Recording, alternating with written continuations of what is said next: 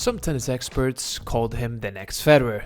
And with his victory against precisely the Swiss maestro at only 20 years old at the Australian Open, it seemed like we had a future legend in our hands. And for the next few years, it kept looking like it.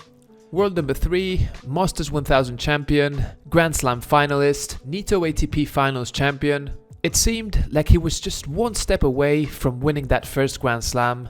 And who knows if when doing so, being one of the dominators in men's tennis. Fast forward a few years and Tsitsipas is out of the top 40, with a couple of years now where he is far away from the top. So what has exactly happened with Stefanos Tsitsipas? Has he become worse? Has the tour become better? In today's video, let's analyze what has exactly happened with the Greek prodigy.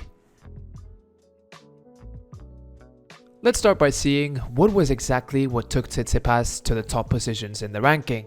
Not difficult to see that his forehand is one of the best shots in tennis. As soon as you leave the ball short, he punishes you, and you have a guy that is 6'4" and a tremendous finisher at the net that has you under constant pressure. His footwork for these type of plays is some of the best in the world.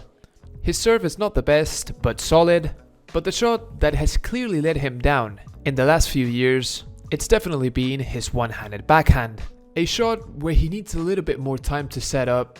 And on clay, it's always been an effective shot. He gets a lot of topspin on it and has a little bit more time. Back in the day, it used to be good enough. But in today's tennis, where everyone hits incredibly hard, everyone moves so well, his backhand is a clear weakness. And today, pretty much every player in the tour has a very good two-handed backhand, which is flat, deep, and doesn't give Tsitsipas the time to get around his forehand. And in cross-court exchanges, a two-handed backhand is normally more reliable.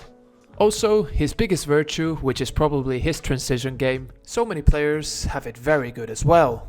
When you go shot by shot, yes, Tsitsipas is very talented, but he doesn't have that much of an advantage over the rest of players. And also, back in the day, you could see that in important moments, he was really confident. Nowadays, that confidence seems to be gone. So, we've talked about things on the court, but in the past few years, I think that things off the court have also affected him a lot. Something that his own mom has mentioned in an interview, stating that his relationship with WTA player Paula Badosa was really complicated and tough for him.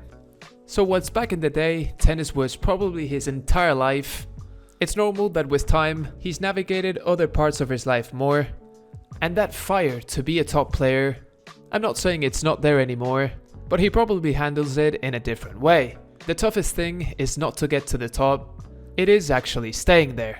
And hey, Tsitsipas has been in the top 10 for half a decade, something outstanding, but it's difficult to visualize him back there again. I see a lot of people criticizing today's tennis, but getting inside the top 10 is extremely tough. Either you are extremely consistent like a De Minaur or a Musetti, or you have huge weapons like a Fritz, a Shelton or an Aliassime. So seeing Tsitsipas back in the top 10, not impossible by any means. He's still 27 years old and with so much experience behind his back, but it's difficult to see someone in the top 10 with such a clear weakness. So let me know in the comments, what do you think has happened to Stefanos Tsitsipas? Do you agree in the stuff I mentioned? I'll be reading all your comments. If you enjoyed the video and would like to enjoy more internet tennis content of this style, hit the like button and subscribe to the channel to know when I upload future videos like this one. All of this said, I hope you have a wonderful day and that I can see you in my next video. Peace!